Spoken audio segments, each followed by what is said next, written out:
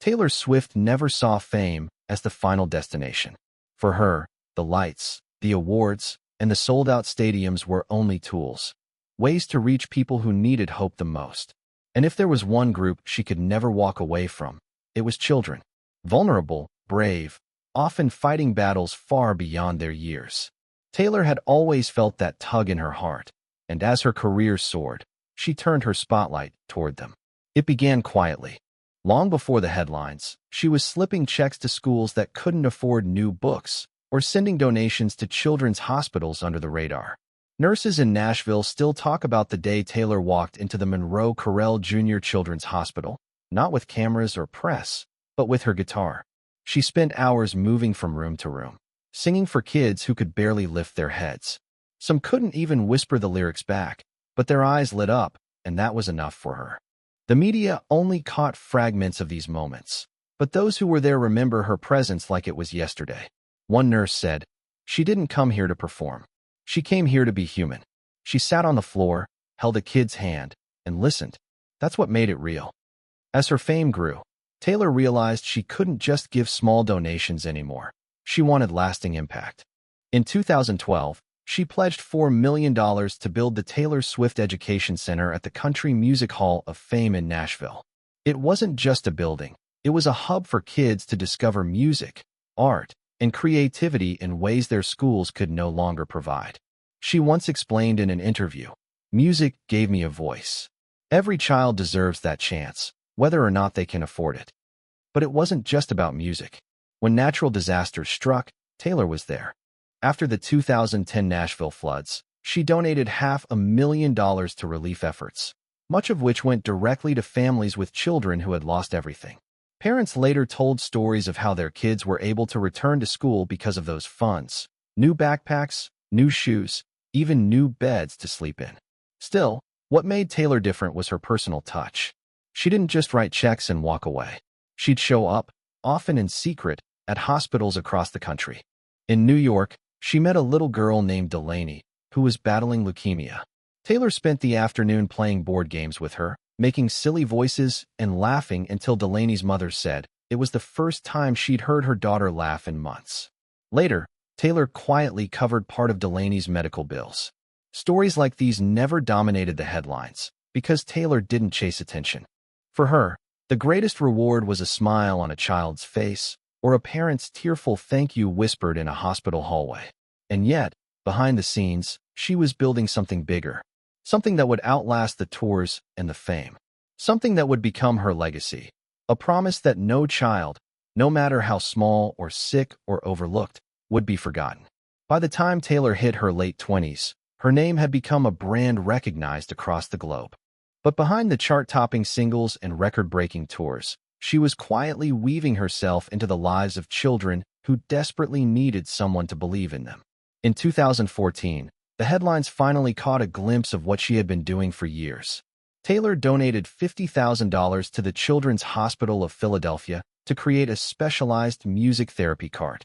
The cart carried instruments, recording equipment, and everything needed to let children express themselves through music while undergoing treatment.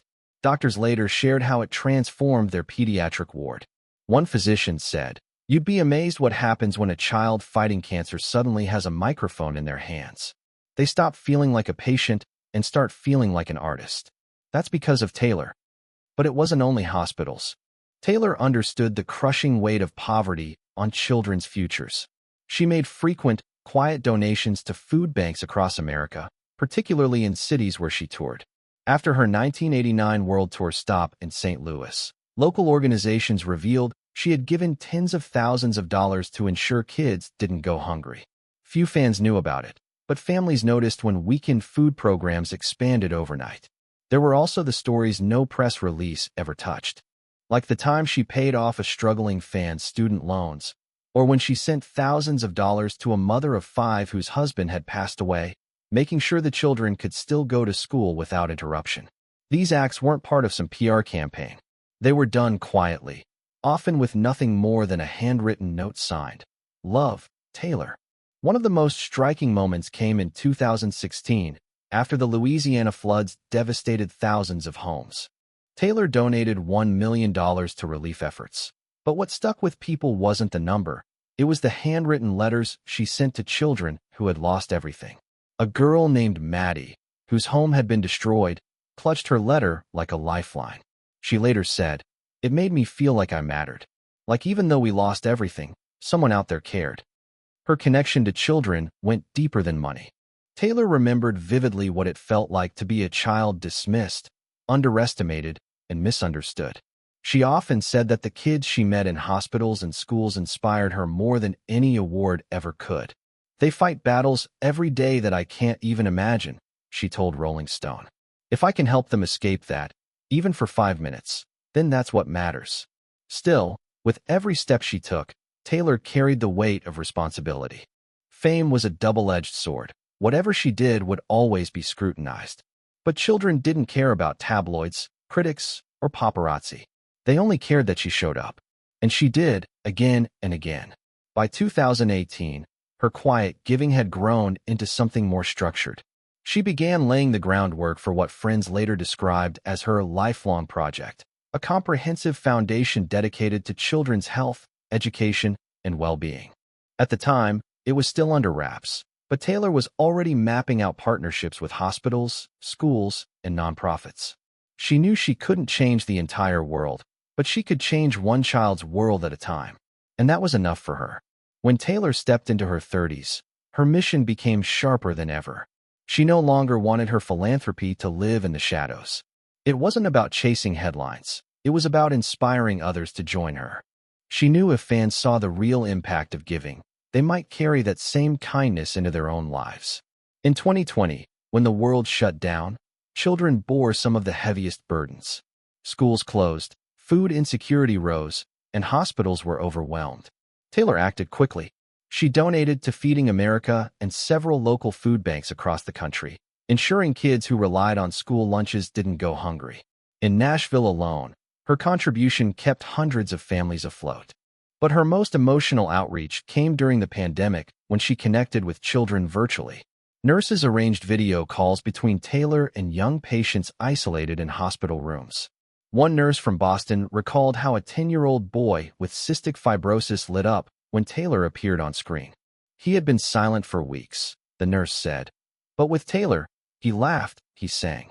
For 15 minutes, he forgot about his illness." It wasn't only hospitals.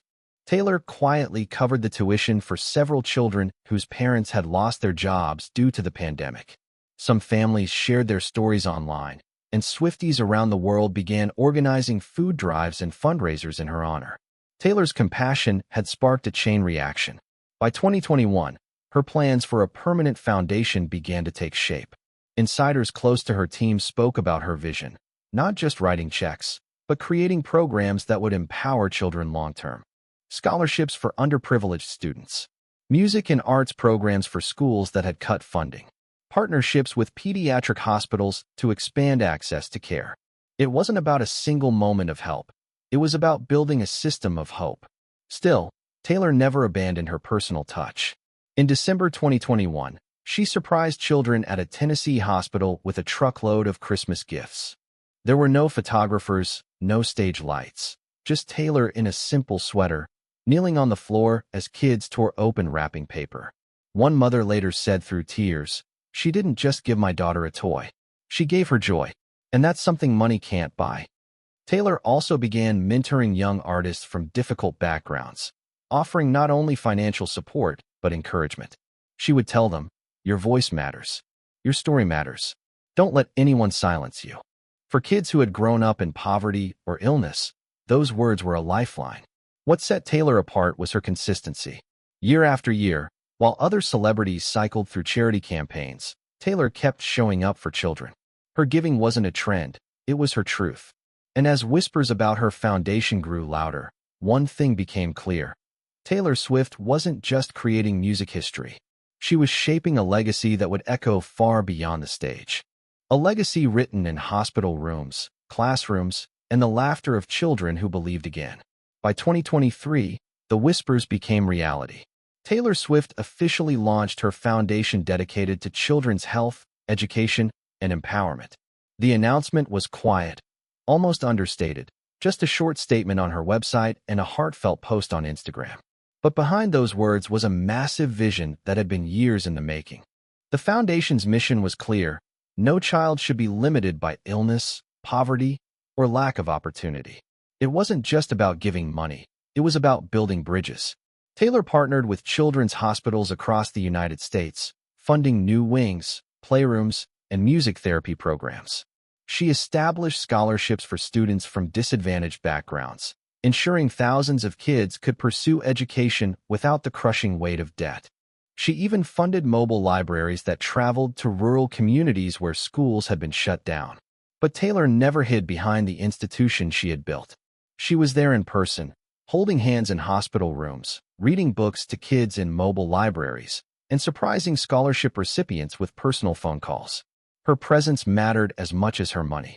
Parents often said that when Taylor walked into a room, it wasn't the celebrity they saw. It was a woman who cared deeply about their child's tomorrow. In 2024, her foundation sponsored a national program that provided free instruments to underfunded schools. Thousands of kids who had never touched a guitar, piano, or violin suddenly had the chance to discover music. One teacher in Ohio wrote, "I watched a boy who had been completely withdrawn pick up a guitar and start playing. He found his voice. That was Taylor's gift to him." The ripple effect of her work spread far beyond the children she directly helped.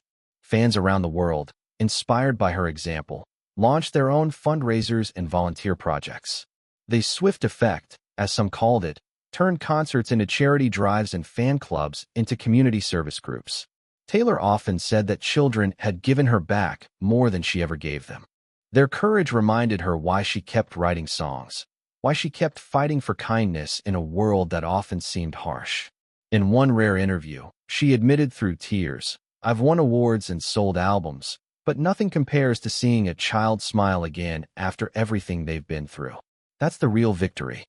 And so, while the headlines continued to praise her for breaking records in the music industry, Taylor Swift's true legacy was being written elsewhere.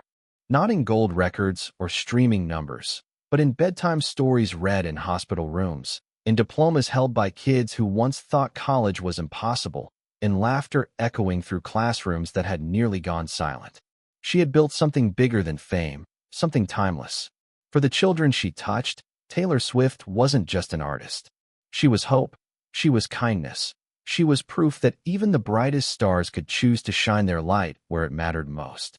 And in the quiet moments, away from the stage and the cameras, that was all she ever wanted to be.